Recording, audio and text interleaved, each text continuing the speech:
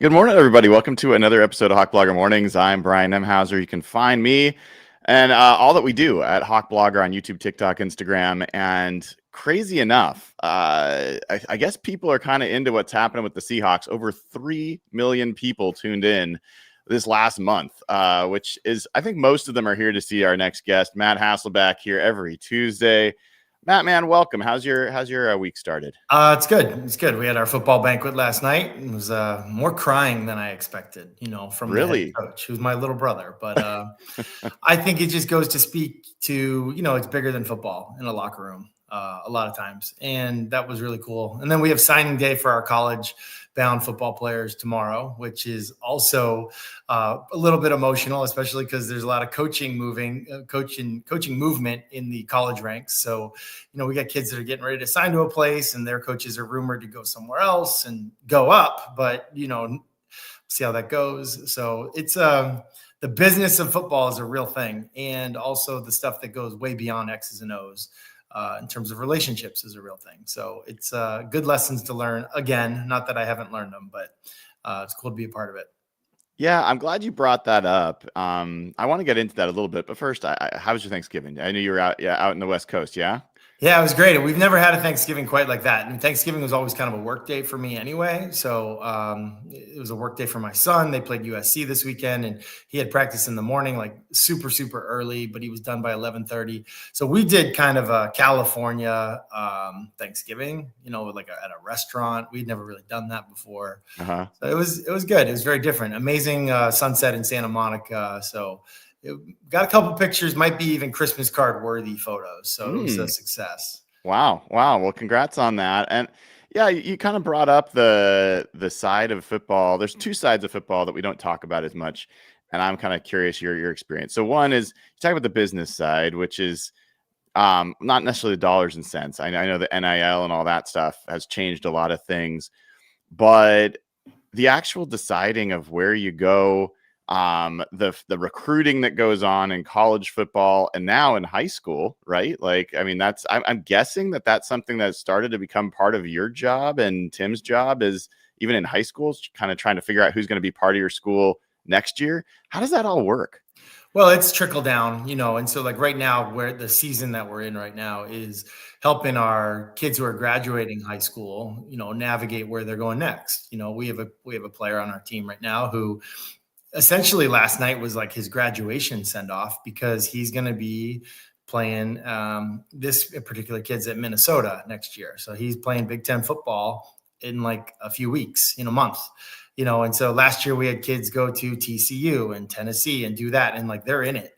We just finished a season. It's physical. Now you're getting ready to do spring ball. And yeah, so that's a part of it. And then sure, like, I'm not sure we're doing the recruiting thing quite like everyone else. I mean, we're trying to get kids into the school in like first grade. So we have them in 12th grade, it's not that, but the lesson, I think that there really is a kind of a business and a roster side to this. Especially, even like in the NFL, I use the Seahawks as a great example. And I think the hard thing I felt like this when I was a player, you got to come together as a team and you got to be a family. And, every coach had this like speech in the locker room. It was like, hey, grab the guy next to you, like everyone lock arms and like look to the guy to your left and look to the guy to your right. And you say to him like, hey, I'm ready to put it all on the line for you today for 3 hours. The problem is like, we just became teammates like a month ago or like this year. Like, how are we going to have that bond like you had with your high school teammates or even 4 years in college with your college teammates? You got to establish that kind of relationship with guys that you're quite honestly competing against. And now I'm taking a bullet for you, metaphorically. So it's a real thing. And that's why I think there's some teams who get it really right. And there's some great leaders who are head coaches who set a culture of when, set a culture where your team can really become a team and almost feel like a family. And for some guys, like they love the team maybe even more than they love their family, especially after Thanksgiving, like some people yeah. But it is a real thing. And that's why, and you know it when you see it, and you know it when you have it, and you also know when you don't have it. And there's great examples of that throughout the league every year, especially this year. Yeah. And I mean, I'm sure you've seen by now Ernest Jones kind of speaking to the team after the game, and it got me thinking and just kind of wondering. I mean, obviously, I played sports through high school, certainly not beyond that, other than like recreationally. But you can get kind of caught up in the end goal, right? Where you want to be, how you want to finish the season, and what success is measured by, and all those things for you, for your team. But that experience of being part of a group, a true team for a season, like each one of those is kind of its own moment and its own kind of experience. And I'm kind of curious, when you saw what Ernest said, and you kind of get that feeling, um, how much of your career, when you look back, was about the places you went, the accomplishments, versus like the brotherhood, you kind of the bonds that you created each and every season? I think that for me, I think they go hand in hand. This wasn't just some random player who's wanting to share what he's going through, personally, and his faith, how he felt about his teammates. This is the leader. Like, this is the guy, and this is the guy who had an incredible game and who is such a difference maker on the field. And he stepped up in his moment where it was totally unplanned. This is the head coach saying, hey, you're getting a game ball. Players don't typically talk in that moment. And, he made it not about him. He made it about us, and he used his own personal experience and what he was, and it was real and it was authentic. And in a locker room, authenticity is what wins every day. And for me, like, it was almost emotional for me watching him, like knowing what guys go through. But I think maybe even better than watching him and listening to him was watching the people in the background, watching how their eyes were locked. Leonard Williams was really right in focus, and his eyes were locked, and his head was like, yep, yep, yep. And then when Ernest Jones got done, kind of sharing what he shared, Leonard was like, bear hug. And to me, when I saw that, I was like, family. Like, this defense has something money can't buy. This defense has something coaches can't really coach. It's got to come from within. And I've always said, I've been on some good teams. I've been on a few great teams. The great teams are the teams where the coaches, coaches care as much as coaches could care. They sleep on their couch. But the great teams are when the players care even more than the coaches, and they take ownership even more than the coaches. And it feels like that's what this defense has right now. And it's incredible. It's incredible. Yeah. It's one of the things that strikes me about this team is you're 100% right. Ernest Jones, talk about a guy that was kind of miscast. Like, when he got traded twice last year, people were like, oh man, maybe this guy's a problem in the locker room, or this is a guy that Aaron Darnold said when he retired, okay, I'm turning the team over to you. Like, this is your defense now. This is a 25-year-old guy at that point. And then he goes to Tennessee, comes here. I mean, one of the, I think, great moves. Then you got Leonard Williams, who's also in the same vein in terms of leadership. Jaron Reed's a great leader. There's so many people, JSN, Cooper Kupp. You can kind of keep on going through the list. And I'm curious, like, have you seen how often is it that there are, 6, 7, 8 clear leaders of a team versus like 1 or 2? No doubt. And everyone's got their own style, and it's okay. I'll take some of the teams that I'll take a Seahawks team that I played with. Like, Robbie Tobeck was our center, and he was the leader of the O-line, and in some ways almost the leader of the team. And Walter Jones, never said a word ever. But led in his own way by how he practiced and played every day, how he performed. Steve Hutchinson rarely talked out. I shouldn't say that. He rarely talked globally to the group, but he always had something to say quietly to a smaller group. And he led in that way. And also, in how he played. Some guys lead in the weight room. Some guys lead by playing hurt, never complaining. You never see him in the training room. Everyone's got their own different style, and collectively it makes you better. Some guys lighten the mood a little bit. One of the guys, when you talk about Ernest as an example, it reminded me a lot of what I saw at Alofa Tutupu when we were teammates. I remember a game, our team was struggling. Our whole team was hurt. Like Lofa was hurt. They told him to have surgery on one leg. Then they told him to have surgery on the other leg. And he was like, no, I'm playing.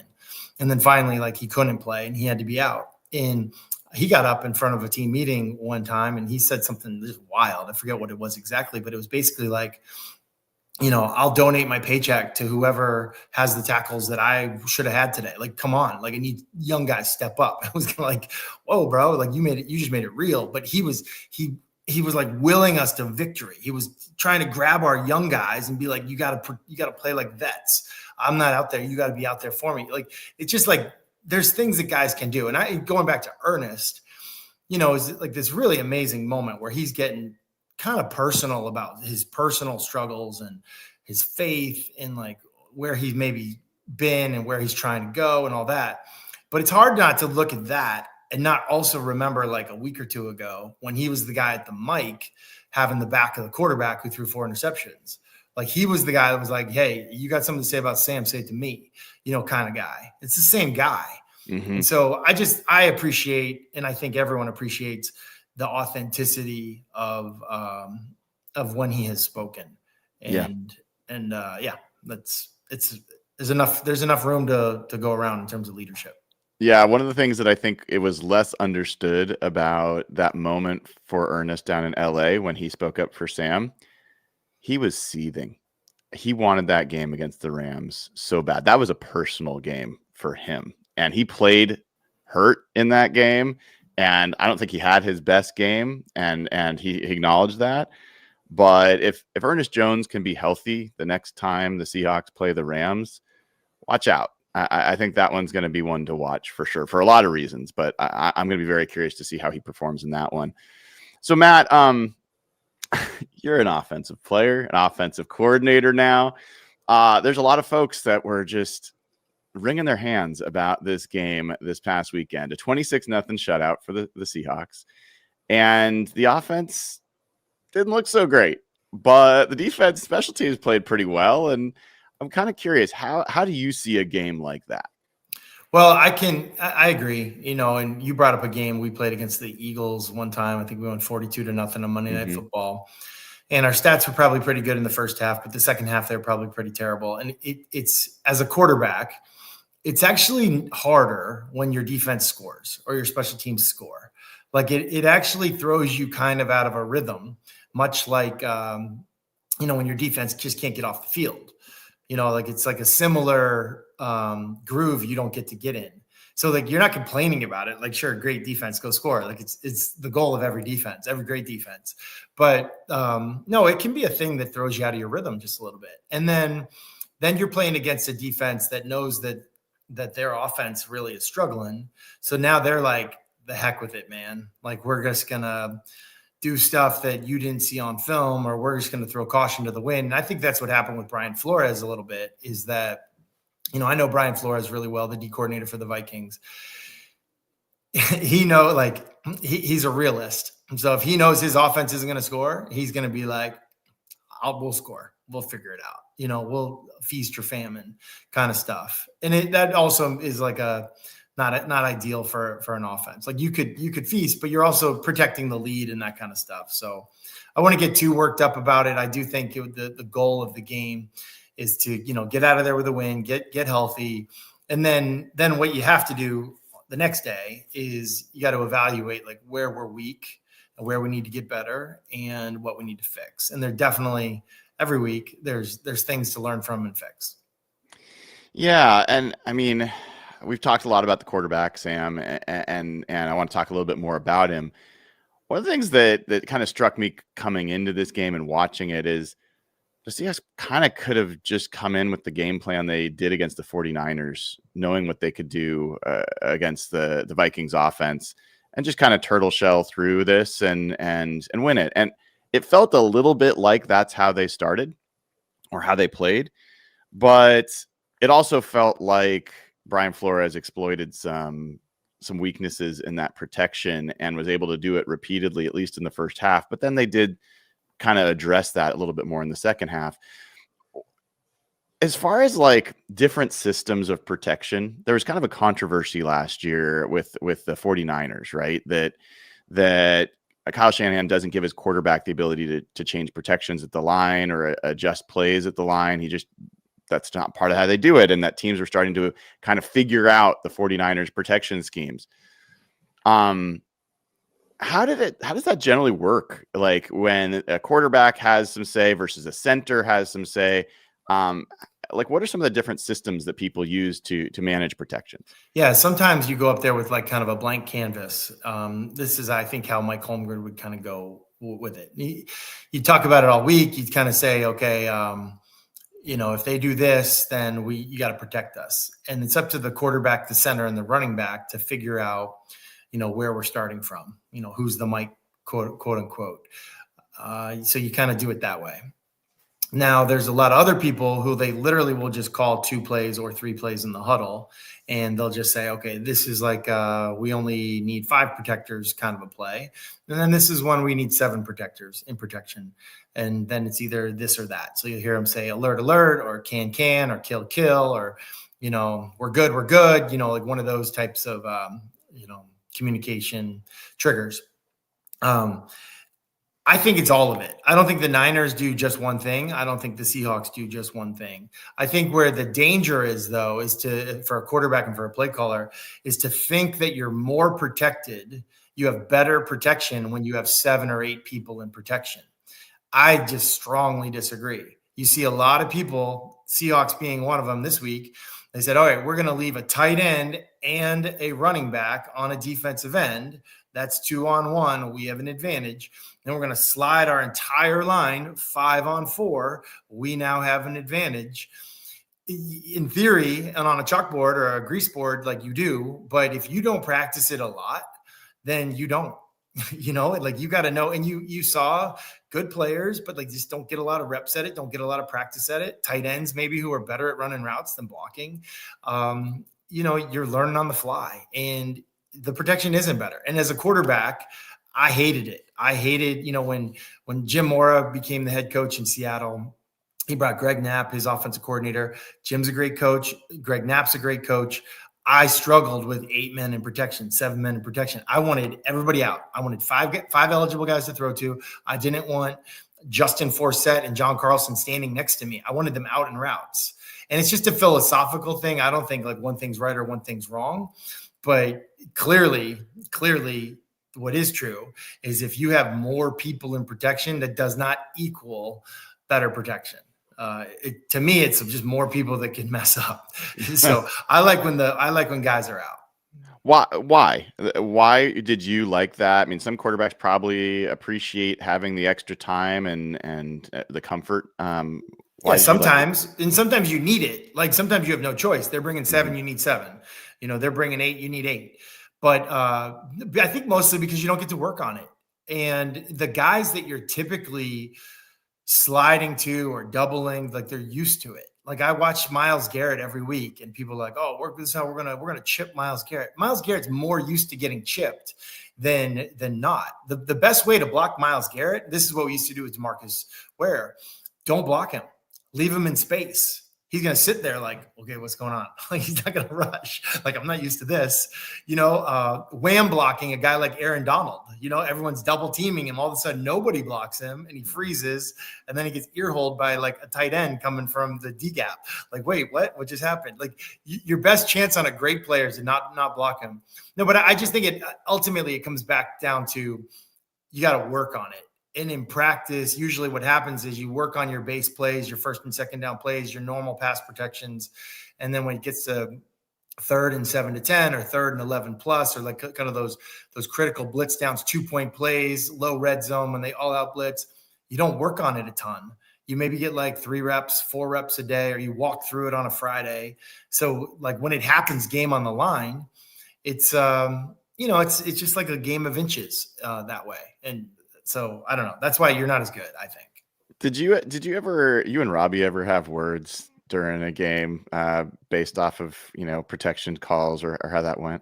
No, Tobeck and I were I think, really always on the same page. We were good with that.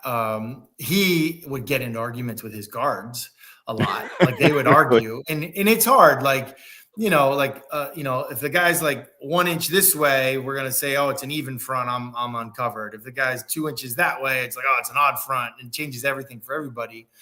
But like, there's a great saying in offensive line rooms, and I think this is great for everybody. If we're all wrong together, we're right. As long as we're all seeing it the same way, as long as we're all saying, hey, like use the sack as an example. Okay, I've got that guy with help, and then the next guy has that guy with no help. Because I saw, there was one where I think there were maybe two tight ends in the game, and we, one tight end and running back slid this way, and the other tight end's going with the tackle, and literally we just let a defensive lineman go. Like what? You can't do that. So communicating is the most important thing. Getting it right is actually not that important. As long as we're all together, that's what's important. Yeah, that makes sense. And then in pass pro, there's one other thing. It's like you want a hat for a hat, right? But then that's number one. And then number two, you want the right hat for the right hat. So like we want to have a guy on a guy. And then the next layer of it is we want to have probably an offensive lineman on a great pass rusher if we could. Or, so there's layers to kind of the priority list. So what did you see from Sam Darnold's game this week? I think probably safe, like understanding who Brian Flores is. And I think that's probably the smart way to play it. I mean, Brian Flores runs a defense that nobody else in the NFL runs. It's all about he's coming out with your kryptonite every single play in a disguise. It all looks the same. I know this guy very, very well. He's a trendsetter. I think he was a really good head coach. I think he's even a better D coordinator. I know a lot of their coaches, they don't give a rip. Like sometimes, we call them retirement blitzes. Like, hey, you've got enough on your resume to like, you don't even care. Hey, if you beat us deep right here, like I'll get another job. I'm good. I'm not worried about it. I have no fear. Brian Flores is a guy that fears nothing. He really doesn't. And so as a quarterback, you have a healthy fear or a healthy respect for like, this dude's crazy. Like he's not afraid to leave his corners on an island. He's not afraid to, and he does it with simulated pressures or blitzes, bluff blitzes just as much. So I think you got to play. I usually like to play like completely, hey, we're playing to win.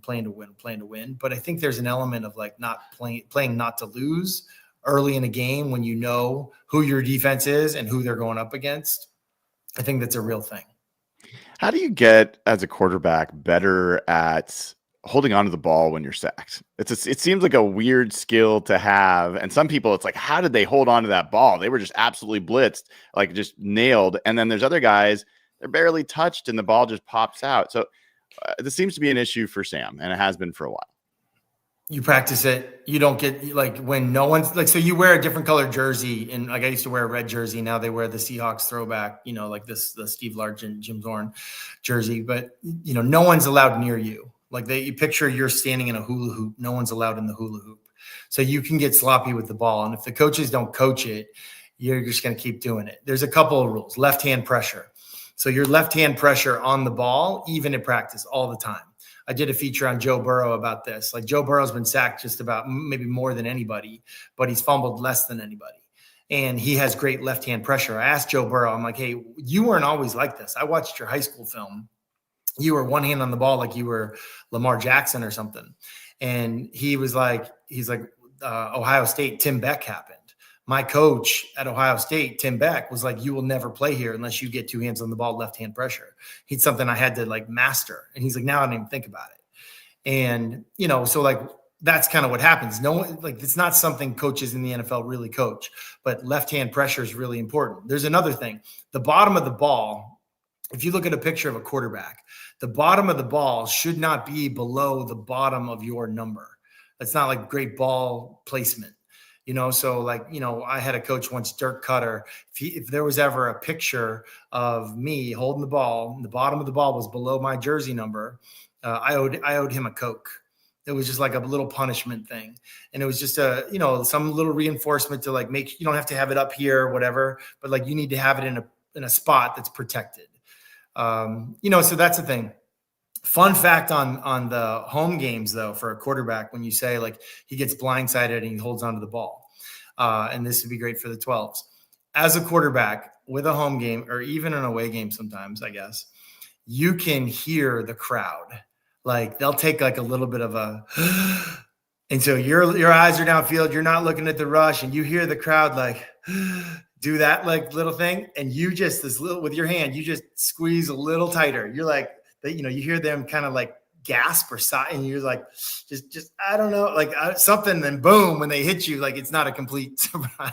So that's a real thing. That's definitely a real thing. So if you ever see a blind side coming, just the lookout block is kind of a real thing, I guess, is what I'm trying to say. Well, Matt, I know you watch more than the Seahawks. You watch every team in the NFL, and it's kind of this odd season, right? The Rams go down to Carolina, and they're favored almost as much as the Seahawks are. They fall in that game. Seahawks take care of business. Patriots are beating people. The Broncos go to overtime against Commanders. Like it's all over the place, it feels like. We've talked about the Seahawks and where they fit in the kind of grand scheme. Right now, they own their own destiny. They win out the rest of the games. They win the division. What's your read? At least the division. At least the division. If the Bears lose one, they'll win. They could be the 1 seed. Yeah, it could be the 1 seed. It's awesome. I mean, like just looking around the league, it's pretty awesome. Now, listen, they could also be third in their division. The Niners are really a lot better than people realize. The Rams, to me, always seem to look human in bad weather. I mean, like not even human. Like they look like they lose all their superpowers, but no, we're set up. We got 9 wins. They all got 9 wins. Like you say, control your own destiny. Some people have a much easier path than others. Like that's just real. Some people still have bye weeks this week, like they're healing up right now. How nice would that be? And it's a guaranteed not going to lose a game. And then you're playing teams. Listen, there's probably a dozen teams that are already moving on to next year, already fired their coach, bringing up their practice squad guys shutting it down, having off-season surgeries. Like those teams, they're only playing the game, some of them, because like the league's making them play the games. Like they don't want to do it. You saw what it was like here in Tennessee. Like there's some guys fighting, but it's like, it's not the same. It's not the same as a team like kicking and clawing and scratching to stay in it. And so when you look at the remaining 5 weeks or whatever it is for the teams that like some people are going to play Philly, the Rams, the Bears, the Lions, the Packers, like teams that are like that those are dogfights. And they're probably trying to add people. Like you might be playing a team that's adding Adam Thielen to the mix right now versus teams that are like, hey, you just shut it down. Let's see what this guy can do. Let's see what that guy can do. Who's the quarterback? Somebody I've never heard of. It's a totally different, it's apples to oranges in terms of who your opponents are. But what the NFL has done a really good job of is we know we're playing the Rams again. We know we're ending the season with the Niners. Like we don't know exactly what those games are going to mean, but it's going to mean something. And then even if you win it, and you and I talked about this a while ago, we might end up playing the Rams 3 times. Like, it's not like, oh, if we just beat the Rams in the next one, guess what? The winner of that game might win the division, and you might face them again in the playoffs. Mm-hmm. And I've been a part of that. Like, I've been a part of winning the division and losing to the team 3 times. Like, it's garbage. It's a terrible feeling. So I think what you got to do is you got to take one game at a time, stay healthy, keep improving, really look hard at your weaknesses and what you did wrong in wins. And there's enough stuff. Like, I think the Seahawks give some stuff away right now in terms of just like their stances, like who's pulling, who's going out for a route, who's standing for protection. Like there's like some little things, like I'm sure they're aware of it too. And I'm sure they can take advantage of it with play action and use it to their advantage. But like, you got to look at all that stuff so that these people that you're playing twice a year or maybe 3 times a year, you can take advantage of what they think they're taking advantage of. And that's the game within the game that's going to happen here in December and then again, hopefully in January. All right. Last question for you, Matt. You played first Super Bowl for the Seahawks, and that season, the rest of the division was not very good. The NFC West was not very good that year. You guys dominated that division. And then 2013, Seahawks had some ridiculous competition. Like the 49ers, the Jim Harbaugh 49ers were really, really talented. Curious, like there's a school of thought of, hey, going through a crucible. This is the first time in the history of the NFC West that 3 teams have had 9 wins after week 13. That if you get through that you might actually be more hardened and more ready to go all the way. The other side is like you're taking a lot of lumps and going through a lot of tough fought games to get there, and might take a lot out of you. You have a point of view on which is more advantageous? Yeah, well, I mean, the Patriots did that for years. The AFC East, like everyone was trying to beat them, and just they were a disaster. The Kansas City Chiefs, similar thing. Their division wasn't great because they were so great. It was almost like yeah, we're going to win our division, and then we're looking at the Bills, and we're looking at Joe Burrow and the Bengals. Like we're looking ahead. I don't think it matters. I think globally, what people fail to talk about or realize, at least on like the national scene, is that practice matters. Like there's a fine line, like your season is your season, but there's a fine line in practice. I'll use the Patriots as an example. Like they practice tough and hard and physical right now. Like they're absolutely doing that. Vrabel's out there basically in pads practicing with them. Now there's a fine line there because Dan Campbell and the Lions, like they're tough and they're physical. And last year they were getting after it and they were hardened, but they didn't last. Like they limped across the finish line. Half their team was on IR. So like there's a fine line between like kind of pushing your team harder or pulling back. I remember, Pete Carroll late in our year when he first got there, our Friday practices were just walkthroughs. It was like, man, and like it probably had to because of like the injuries, but like it was kind of brutal for a quarterback trying to get timing and rhythm and reps at certain things when we're just walking through it. Maybe it works for a defense. It's hard on a quarterback. So like there's like a fine line between. So if you are going through this hardened season and you got the Rams and then a team like San Fran and Philly or somebody like that, like you maybe got to pull back in practice. So I don't know. I saw a great thing from Mike Elko, the Texas A&M coach. He said, and my job as head coach is to sort of be opposite of the team. If they're all freaking out, I got to have poise. If they're all feeling like, oh, they got it made, like I got to get on them. That kind of thing. So I think it's similar in terms of like knowing how hard we go. And, there's a lot of analytics and that kind of stuff in it now too. But the schedule is the schedule. I think you can't really control too much about that. But the other stuff, you've got complete control of it. And teams do it so differently from team to team, head coach to head coach. I think that's another factor where wisdom, experience, and knowing your leadership of your team and how they're feeling, how they're doing is important. Love it. Matt Hasselbeck, Ring of Honor member, top 50 Seahawk of all time, with us all season, benefiting Team Impact. Appreciate you, Matt. Have a great rest Team of the Impact, week. by the way, Team Impact will be on the Kelly Clarkson show today, and not Whoa. a show I normally tune into or maybe have ever tuned into, but might try to find that one today if you want to see a cool story about UConn basketball and Team Impact today. Awesome. I will definitely check that out. Appreciate you, Matt. Have a great rest of your week. All right. See you, Brian. All right. That was Matt Hasselbeck. Pleasure as always talking to him. And yeah, we are benefiting Team Impact on behalf of Matt. And that's adding to, all the charity work that we've been doing. I know that some folks asked about, should we do something to thank the Panthers, do some donations to a food bank, something like that. I talked about doing something like that. I love that idea. Right now, I kind of feel like that is like I'm not that superstitious anymore, but it feels a little bit like tempting fate to start thanking teams now. I almost feel like we should wait a little bit later, like once the regular season ends, and then maybe look back and do that. Give me your feedback if you guys feel differently. Maybe we should just do it no matter what, because it's just a good thing to do for humanity. But I don't know about like promoting and advertising that we're thanking the Panthers when we haven't played the Panthers yet, and the division's still not, like, I don't know. It feels a little bit, I don't know. I was a little conflicted about that, but I'd love to hear your feedback if you guys have other ideas. And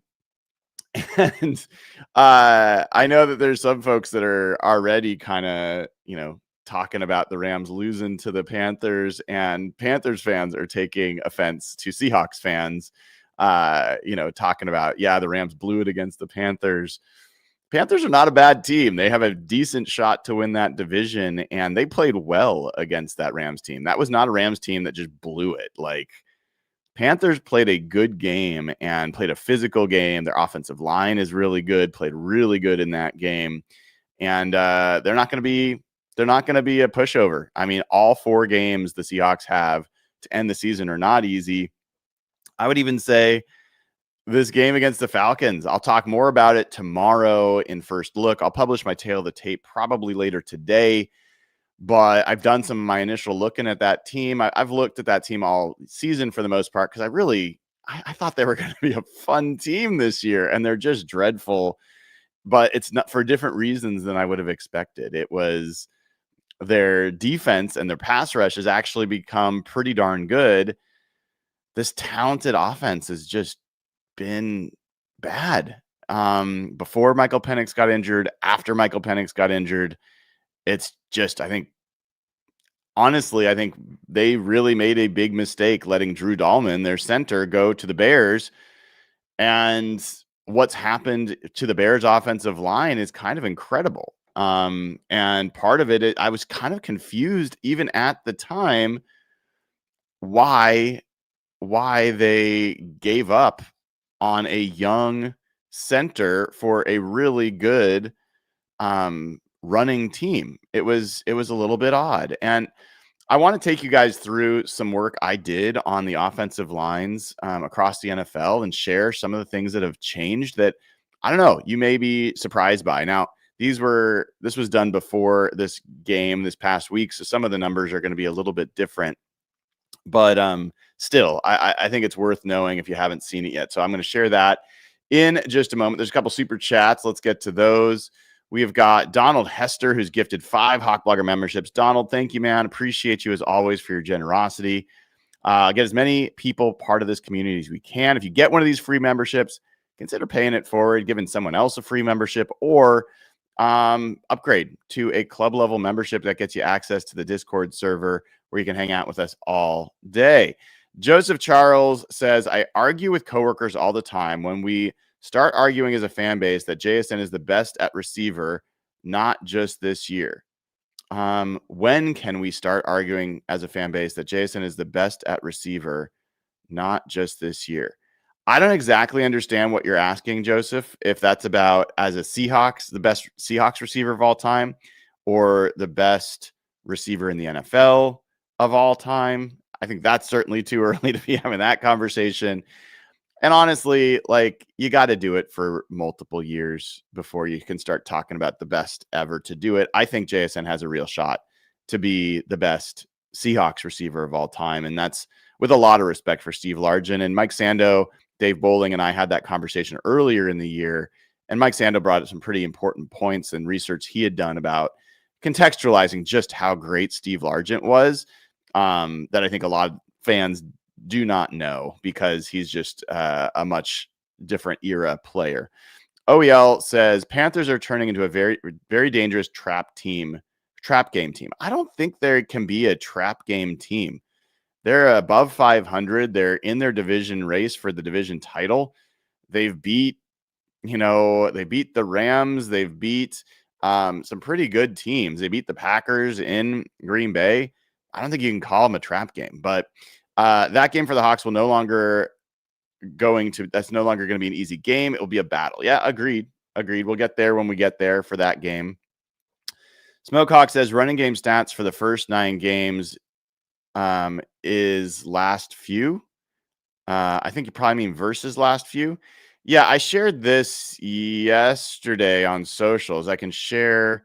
I think I've got it. It's unfortunately it's got the wrong year on the graphic, but let me see if I've got it here. Screenshots. Is this the right one? Yeah. So this was, forget that it says 2024 season rankings. That was a mistake in the graphic thing I was working with. But anyway, this is looking at different run game rankings from the first 9 weeks of the season versus the last 4 weeks of the season. And you've got rush EPA was 27th. It's improved to 10th. Rush success rate went from 23rd to 9th. Rush DVOA went from 23rd to 9th. Rush yards went from 24th to 4th. And explosive rushes, 10-plus yard rushes, went from 15th to 5th. So you've seen a pretty significant change for the Seahawks in terms of the quality of their run game. I asked Mike McDonald yesterday whether he thought Olu-Timmy was part of that change. He acknowledged that, he has been. I think there's a real chance that when Jalen Sundell is eligible to come back next week, that they may try him at right guard and keep Olu at center. I think it's a possibility. It's always been a possibility and always been something they've considered. In fact, we've known for a long time, at least before Christian Haynes came back, that the backup solution at right guard was going to be Jalen Sundell and that Olu would come in at center. Mike McDonald said that multiple times. So we'll see. Like, I don't think that's crazy that could be the case, but it's something to keep an eye on. And then the other thing, obviously, if we haven't had a chance to talk about it yet, great chance to go to SimplySeattle.com, grab your favorite Seahawks, Mariners, Huskies, Sonics, Kraken gear. Get it for yourself. Get it for a loved one. Use code HawkBlogger15 to get 15% off. And we have got a special thing going on right now. In fact, it's so special, I forgot that it was happening until I put this up. So starting today, we are going to do something special with Simply Seattle. So through December 24th. Okay, so it's December 2nd right now. Now through December 24th, every time you shop and buy something at Simply Seattle and you use code HawkBlogger15, not only do you get 15% off, but you get 5% of your purchase will go directly to Fred Hutch. This is a Simply Seattle, Simply Good campaign that they do. We're doing it special with the HawkBlogger community. So 5% of your purchase from now until December 24th will go directly to Fred Hutch, while you'll also get a great deal. And as part of the campaign, Simply Seattle is offering an exclusive Simply Good hoodie. That's just $25. And if you buy one of those, $5 from every one of those purchases will also go to Fred Hutch. So it's a simple way to give back and also get some great gear for yourself or someone else. So go ahead, load up, get all the gear you want, and know that you're doing some good for the community as well. We try to make sure charity is as much as possible what we do here. So take advantage. Code HawkBlogger15 at SimplySeattle.com.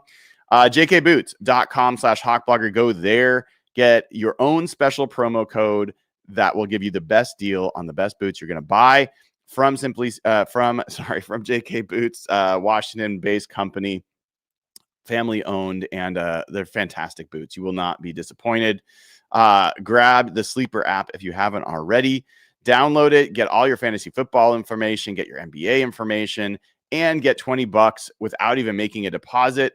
Plus, use promo code Hawks and you'll get up to a $100 match on your first deposit. Terms and conditions apply. See Sleeper's terms for use for details. Currently operational over 25 states. Check out Sleeper today. All right, let's get to a little bit more on the offensive line stuff that I wanted to share. I will give you a quick injury update based on Mike McDonald's press conference yesterday. He said that it sounds like Julian Love, Eric Saubert, Jaron Reed, Derek Young all have the potential to be practicing this week. I think it's something that you got to check out. And we'll just have to wait and see until tomorrow to see who gets on the practice field.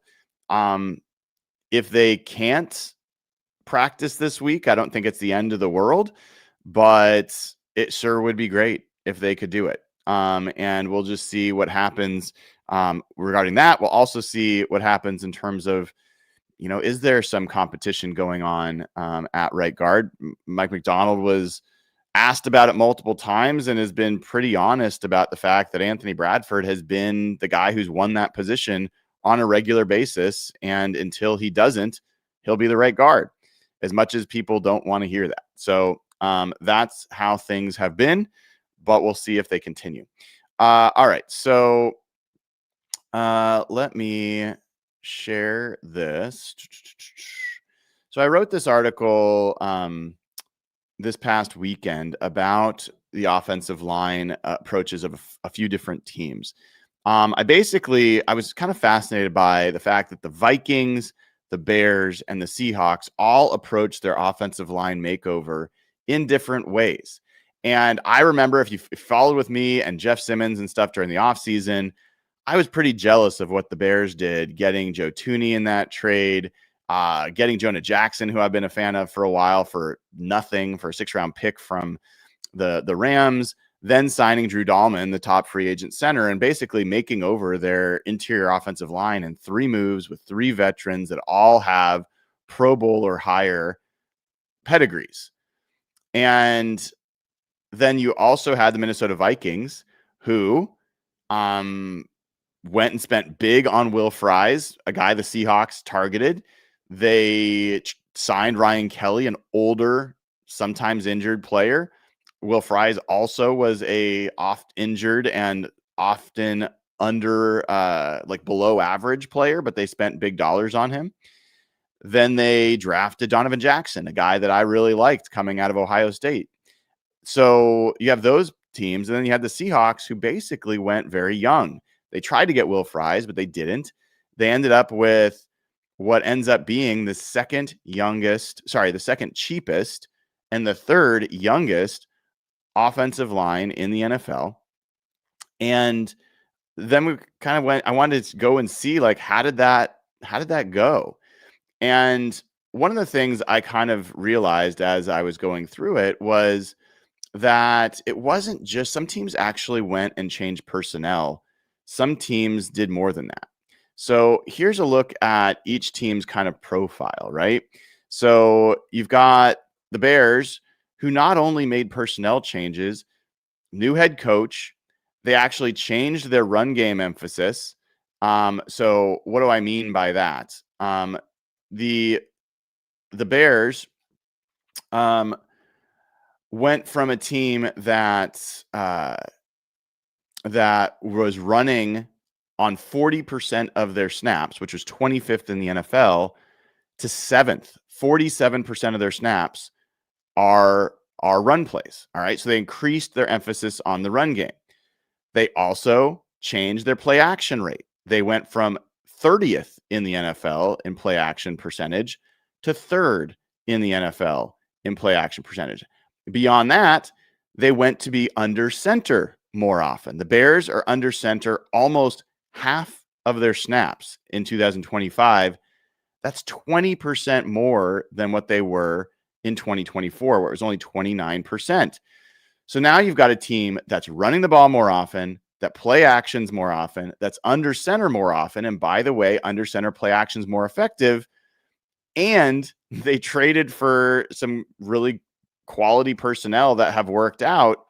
Not only that, they did use a draft pick, their 2nd-round pick, on Ozzie Trapillo out of Boston College, the tackle, a guy I also liked. He's ended up playing some snaps for them and been a valuable part of it. Now, their average age of their starting offensive line is 27.2, so that was 19th in terms of youngest, but that's how they went about it.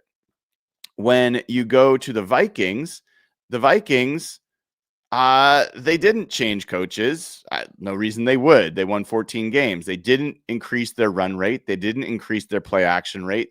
They didn't trade for any starters. They relied on free agency in the draft. Okay. So that is their profile. And when you look at one of the things that changed for the Vikings that affects offensive line performance is that they changed quarterback. And you saw on this game Sunday that it can really matter who's playing quarterback. And the fact is, they also spent on a guy in Will Fries and Ryan Kelly that both had injury issues. some of the injury issues have come to pass and have not worked out. Ryan Kelly's missed a fair amount of time. So that was the Vikings kind of profile. And then this is the Seahawks profile. So the Seahawks also changed their offensive coordinator. They increased their run game emphasis. And what does that look like? So the Seahawks went from 28th in run rate in 2024 to first. 28th to first in one season. Their play action rate went from 29th to 10th. And they also went under center at more than twice the rate. They were 23.2% in 2024. They are 55.6% under center this year. And they changed their quarterback. And that quarterback changed his time to throw from 3.1 to 2.6 seconds, right? Their decision to not waive the physical for Will Fries was criticized at the time. I think that's looking like a principle that is served them well. If they had Will Fries on this team, guess what? He has actually allowed more pressures on the season and has a higher pressure rate allowed than Anthony Bradford. Yes, I said it. Will Fries has allowed more pressures and has a higher pressure rate allowed than Anthony Bradford. And Anthony Bradford's on his rookie contract. Will Fries is one of the top 5 paid right guards in the NFL. So that's worked out pretty well for the Seahawks. It also, by not getting Will Fries, remember free agency happens before the draft, that increased the priority for the Seahawks to spend good draft capital on an offensive lineman. I'm not so sure they would have drafted Gray Zabel if they had signed Will Fries. So think about that for a second, that this allowed the Seahawks to get Gray Zabel, who looks like he's going to be a decade-long starter and quality player for your team. They chose to not go after some of the veteran offensive linemen in the free agency market other than Will Fries. That meant that the Seahawks ended up with an average starting age of 24.4 on their offensive line. As I said, third youngest in the NFL. So how did that all work? So I got to looking at different measures of how this played out for the team.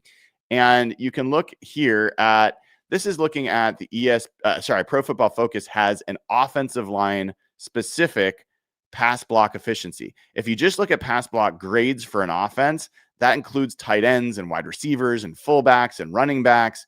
Their pass block efficiency for just the offensive line is what I chose to focus on here. You can see the Seahawks have made the second largest jump after the Patriots. The Bears made the 4th largest jump. The Vikings, where'd the Vikings go? Did I skip over them? I skipped over. There they are. They made a small change, but basically are the same pass protection team that they were a year ago, at least by this measure. All right.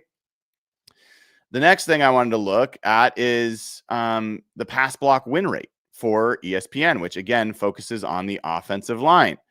And this is looking at which teams made the biggest jump in terms of rankings. The Bears jumped 14 spots in pass block win rate rankings. And again, these are all numbers from before this past weekend, so this might have changed a little bit, but you get the idea. The Rams, interestingly, jumped 13 spots. The Seahawks jumped 11 spots, which is tied for 5th highest in terms of their improvement in pass block win rate. The Vikings, on the other hand, I'm going to keep scrolling because the Vikings dead last. They've dropped 21 spots. That was before they played the Seahawks in pass block win rate. So they have really, really struggled in that regard. Then you get to sack rate. So which teams have had the biggest decline in terms of sack rate from last year to this year? Bears are number 1. Seahawks are number 2. The Bears had 68 sacks last year, just to give you an idea of how crazy that is. that they had a 10% sack rate. They're down to 4.2. And the Seahawks have made a pretty big jump as well. You go to the Vikings, and again, you got to scroll a while to get to the Vikings. They actually have increased their sack rate from 7.8 to almost 10%. All right. So pass blocking has not improved for the Vikings. All these different metrics are showing that pass blocking has improved significantly, and pass protection for the Seahawks and the Bears, it has actually dropped significantly for the Vikings. When you get to run blocking, it's a little harder to figure out which are the metrics that you really want to pay attention to on in that regard, because when you look at run blocking, it's just not as clear cut as who made a mistake or who did well. So I looked at a few different metrics here. One of them is yards before contact per rush attempt.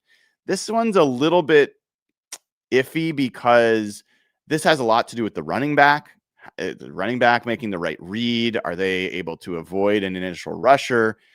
There's also fullbacks and tight ends and other people that are heavily involved in run blocking. So I don't think this is a great metric, but I was curious about it, so I looked it up. And interestingly, the Bears are number one in improved yards before contact per attempt. So I think the Bears largely are running mostly the same. Like DeAndre Swift is still the running back. This would seem to imply some improvement in terms of the run blocking going on there. Vikings actually 6th best improvement here. So that's also pretty good.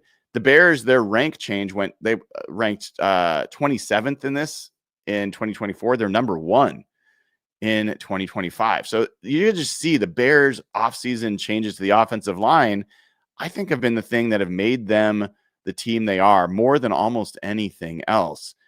The Vikings did pretty well here. The Seahawks are further down this list. In fact, based on the Sumer Sports numbers, the Seahawks have declined in this rate. Based on NFL Next Gen stats, they've improved, but it's very slight. So the Seahawks run blocking, at least by yards before contact, has not improved. But look at what comes next. There's a number called adjusted line yards. This is by Aaron Schatz over at FTN Fantasy with DVOA and all that kind of stuff. And this focuses again on offensive line play in particular, and it attributes run blocking to offensive linemen versus the running back. Okay. It's been around for a long time. It's pretty useful. The Bears have, again, like any way we look at it so far, the Bears have improved their offensive line more than any other team in that regard. So they had a 28 spot jump in their rankings. They were 31st in adjusted line yards last year. They're 3rd this year. But in this measure for run blocking, the Seahawks have actually jumped pretty high. They are the 6th highest team.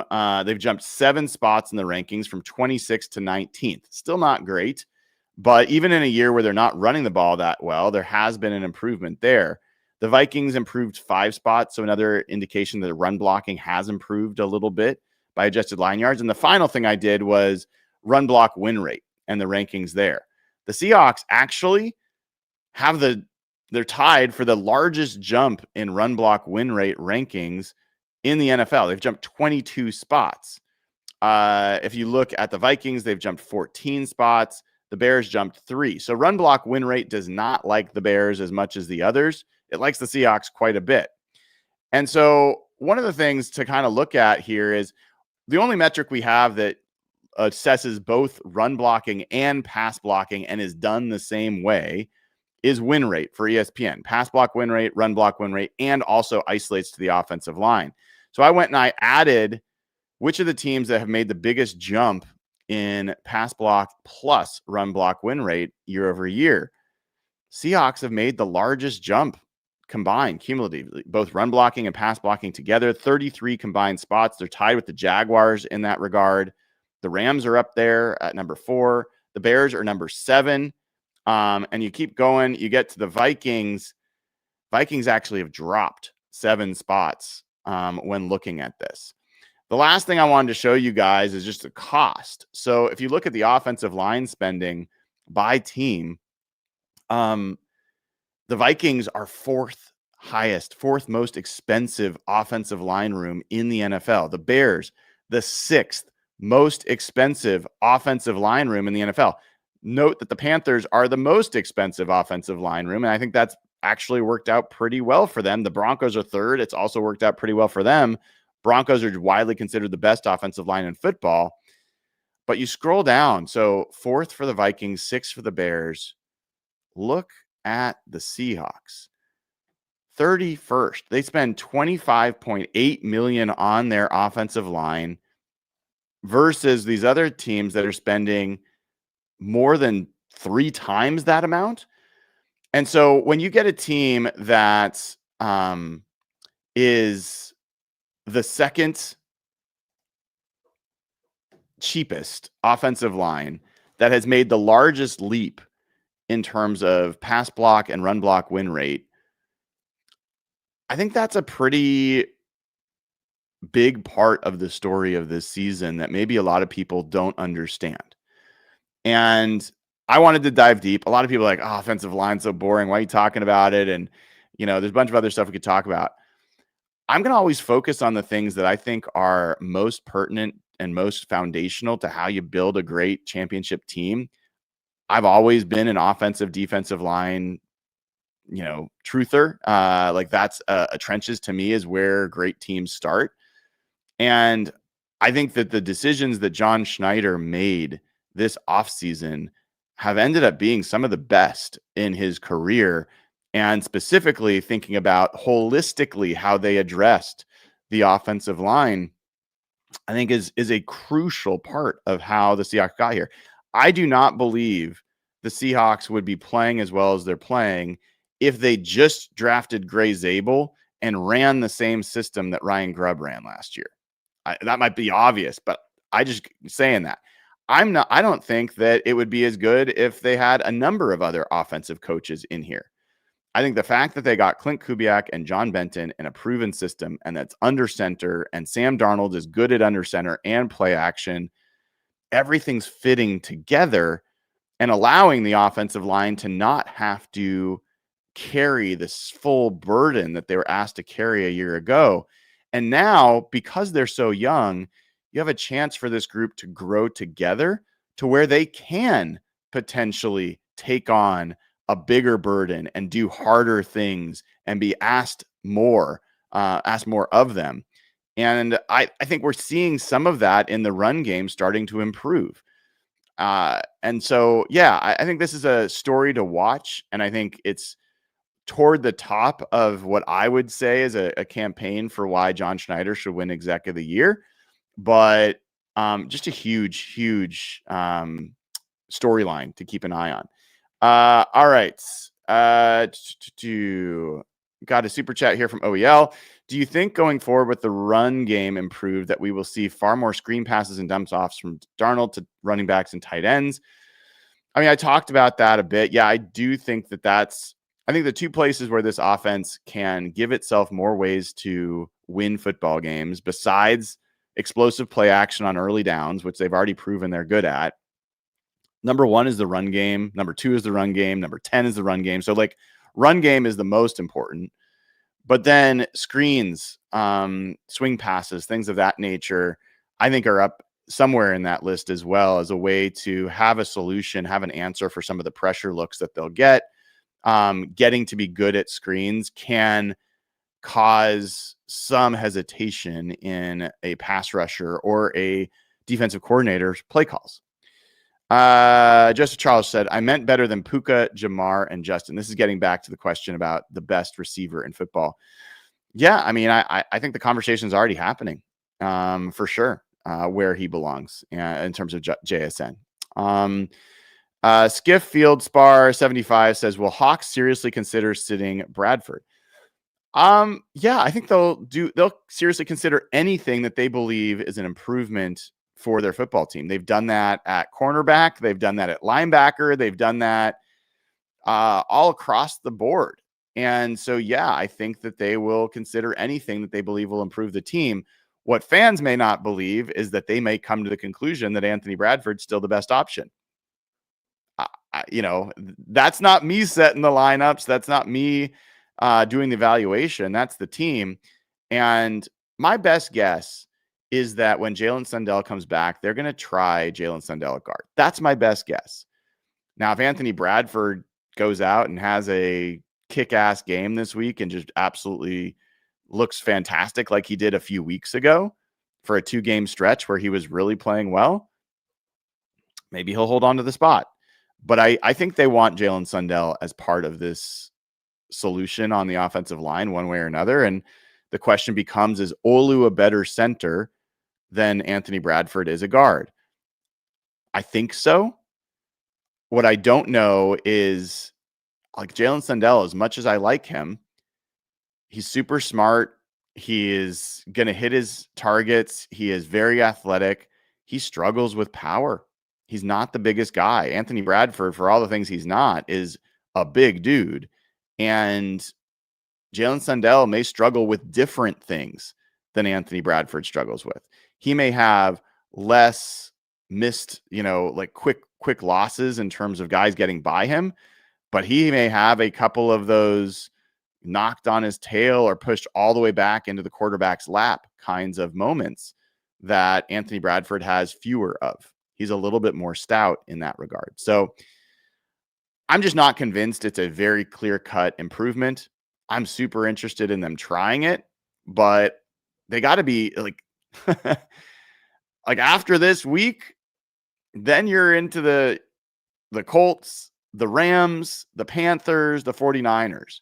That's not exactly the time to start messing with your offensive line that's been together all season. So, this is why they get paid the big bucks, to make these decisions. There was one more thing I wanted to share with you guys before I let you go. So I got a really nice super chat over on Venmo.